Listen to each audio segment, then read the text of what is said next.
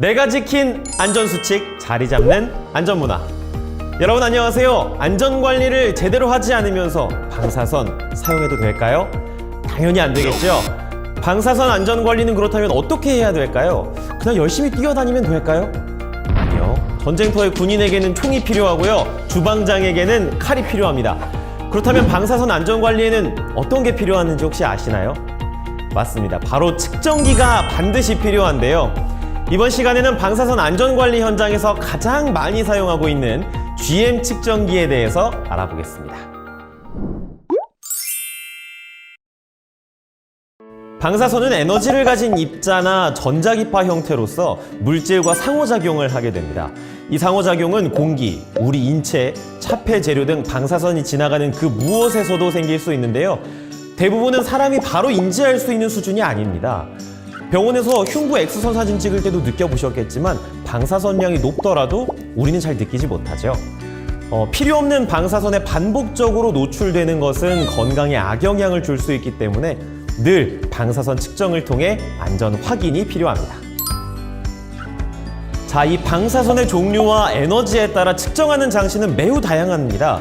대부분의 방사선 이용 기관에서는 베타선과 감마선을 주로 이용하고 있는데요. 이들 현장에서 GM 검출기는 안전관리 실무적 측정에서 많은 장점을 가지고 있습니다. 이 GM 측정기에 대해서 좀 더 자세히 한번 알아보겠습니다. 자, 우선 휴대성, 사용의 편의성이 굉장히 좋습니다. 그리고 상대적으로 가격이 저렴하고요. 방사선의 종류나 에너지에 관계없이 큰 신호를 발생시키기 때문에 가장 많이 사용되고 있습니다. 이 GM 검출기는 기체 전리 현상을 이용한 검출기인데요. 핵심 부품인 GM과는 음극 역할을 하는 금속 실린더, 그리고 양극 역할을 하는 텅스텐 와이어로 구성되어 있습니다. 실린더 내부는 90%의 아르곤, 그리고 헬륨 등의 불활성 기체와 염소, 브롬 등의 할로겐 기체 등의 소멸 기체로 채워져 있는데요. 흔히 Q가스라고도 합니다. 방사선 검출 원리를 간단하게 알아보면요. 기체를 채운 밀폐된 금속 GM 튜브에 방사선이 들어오게 되고요. 이 방사선에 의해서 튜브 속에 있는 불활성 기체가 이온화되면서 마이너스 전기의 전자와 플러스 전기의 이온 쌍이 만들어지게 됩니다.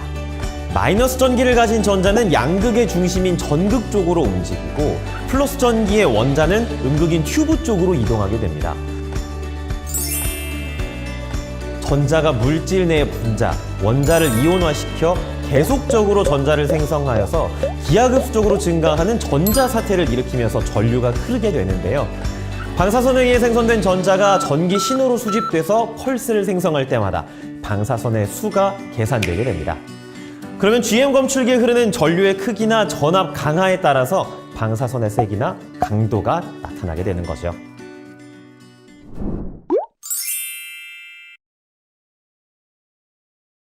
GM 검출기는 보통 이러한 형태로 구성되어 있습니다.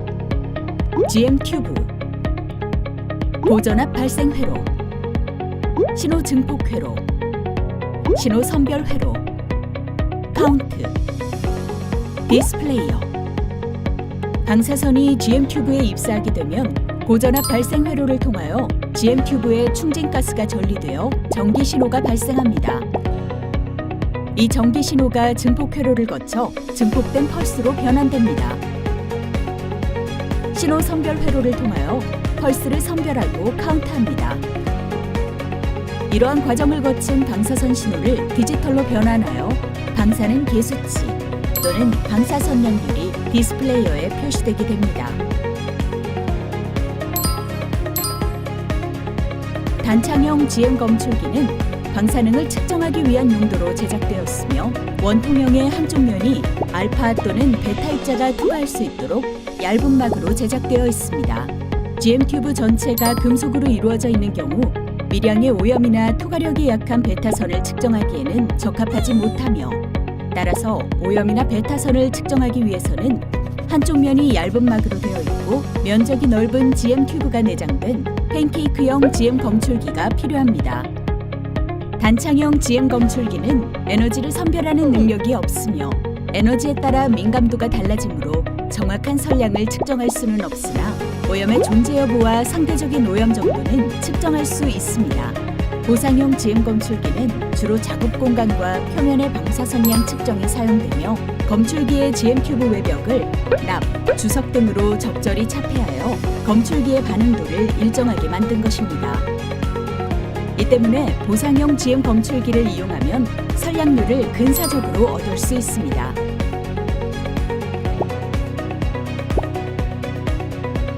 아날로그형은 디지털형보다 측정값의 표시가 빠르고 고장이 적은 장점이 있습니다.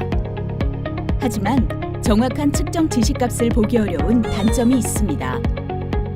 반면 디지털형은 측정값을 표시하는 반응 시간이 아날로그형보다 길지만 측정값이 숫자로 표시되어 인식하기 편리합니다.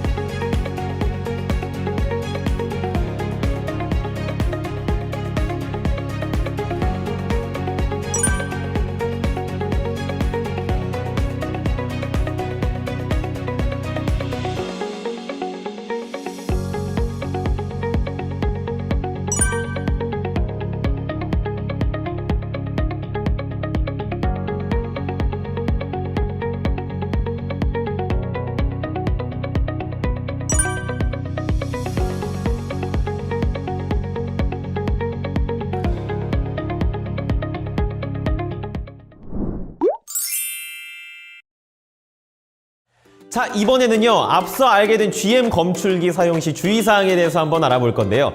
실제 검출기를 사용하는 상황에서 여러 가지 행동들 중 바르지 못한 것이 어떤 것인지 함께 한번 맞춰보시죠.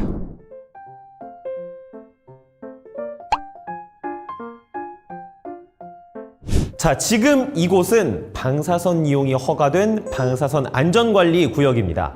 우리의 안전을 위한 방사선 검출기가 여기 있습니다. 자, 이 방사선 검출기를 사용하기 전 사전 점검이 필요하겠죠. 그 중에서 올바르지 않은 것은 과연 어떤 것일까요? 검출기에 부착된 교정필증을 먼저 확인해야 해. 교정필증이란 장비가 교정됐음을 뜻하지. 교정은 처음 한 번만 받으면 돼. 이 장비는 1995년에 받았네? 굿! 검출기의 배터리 상태를 확인해야 해. 이 검출기의 경우에는 배터리 점검 버튼을 이용해서 지시 바늘이 테스트 범위 안에 있는 것을 확인해야 해. 표준 체크 선언에 검출기를 통하여 제대로 반응하는지 확인해야 돼.